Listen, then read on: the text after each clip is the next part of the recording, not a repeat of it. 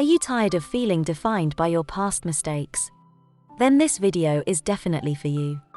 Learn why you are more than the sum total of your mistakes.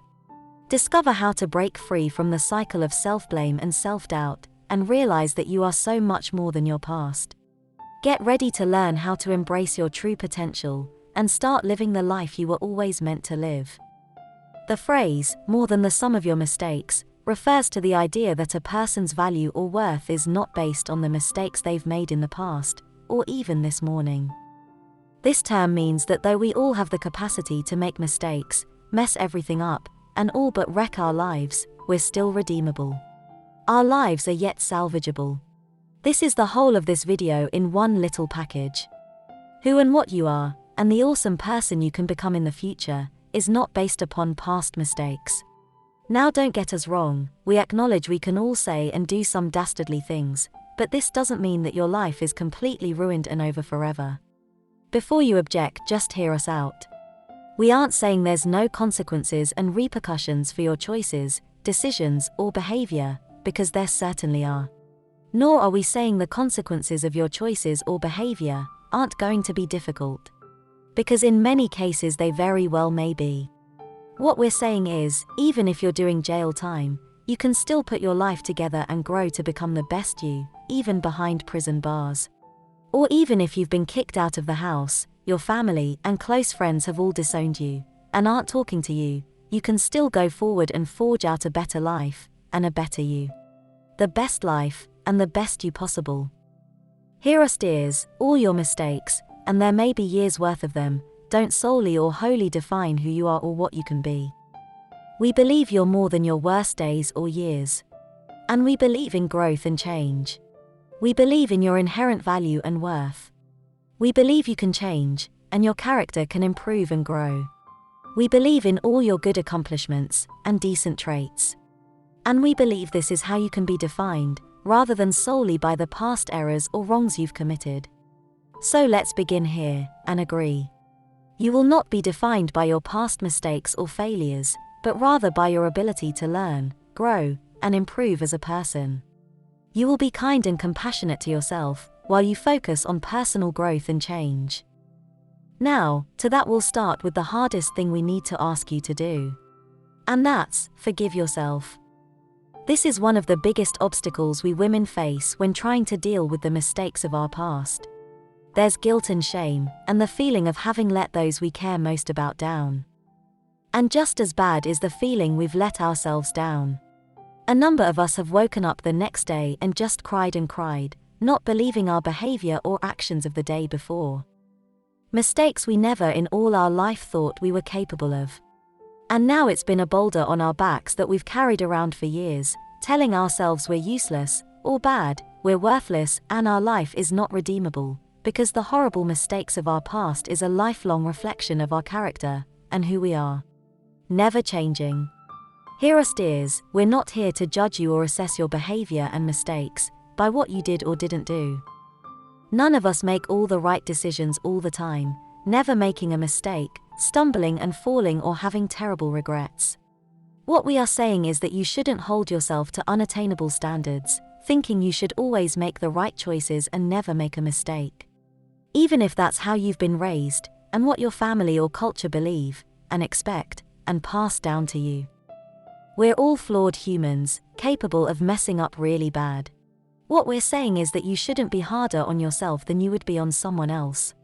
The same way you talk to that good friend of yours, encouraging her along the path of self-forgiveness and redemption, through her self-blame and regret, we simply ask that you treat yourself the same. We know all this can be difficult for you. Maybe you've spent years in denial, or deflecting the blame, and now you're afraid to accept any fault or responsibility as part of your path to self-forgiveness, because you're afraid of what others will think, or how they may treat you, after you've confessed the truth. You may fear rejection, or fear being criticized or treated harshly, because of your years of denial, or defending yourself. How can you possibly tell those affected they were right all along, and it was all you? You tell them because you have to. You confess your part in things because it's the only way you will ever be free. Regardless of how they may react, regardless if they say they will never forgive you, you can begin the journey of forgiving yourself. Then there's the case where we keep ourselves from moving forward in self-forgiveness, especially when that thing of the past has resulted in substantial consequences, like a jail sentence, losing your kids, divorce, or something equally as serious. It's easy for us then to cling to the shame and guilt of our behavior, because we tell ourselves we deserve it. We want to punish ourselves every day with it, as penitence, or as a twisted means of keeping ourselves from making similar mistakes in the future. Can't you see how challenging letting go of the past can be, especially if our behavior resulted in substantial or devastating consequences?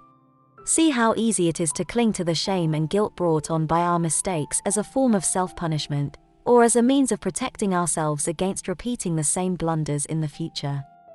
So then, how do you get over these hurdles? How do you forgive yourself and take the first steps toward healing and moving forward? First, by acknowledging your mistake. Acknowledge what you did, or acknowledge your part in that thing, instead of placing blame or offering justifications or excuses. You need to own what you did, and admit how it hurt and affected you and others. Apologize for it. However tough that might be, you will never fully get past this if you don't deal with it, with the person or persons affected. We're not saying it will be easy, we're not even guaranteeing you'll be forgiven, or taken back into the fold, but is it something you need to do for you? For them? Think about it. Talk it over with a trusted family member or good friend. Then decide what to do and how to do it. Then if your mistake was more self-related, self-destructive, own that as well. Acknowledge to yourself it was a bad decision, or a wrong action, the weight of which you've been carrying since the day it happened. Forgive yourself and let it go. You've beat yourself up over it long enough. Remember, dear, we've all made mistakes, even those of us who appear sweet as pie and squeaky clean. There's still dirt under our fingernails. Know this and accept it. Your past behavior doesn't define the present you. The real you is not the sum total of all the slip-ups and mistakes and blunders you've made throughout your life. Regardless of how many times you've slipped and fallen, and regardless of how dirty and muddy you became as a result, you're way more than the sum total of those slip-ups and falls. You are so much more. Learn from your mistake, dears. Identify what you could have done differently, and what you can do in the future to avoid making the same mistake again. And then you want to focus on the present, instead of dwelling on the past. Be present in all your moments. Take steps to improve your current situation and work towards your goals. Remember, you are not defined by your mistakes, regardless of how bad they may have been. Who and what you can be, the awesome you can be, is not dashed on the rocks because you messed up. If that were the case, dear sister, we'd all be ruined, no brighter days ahead for any of us.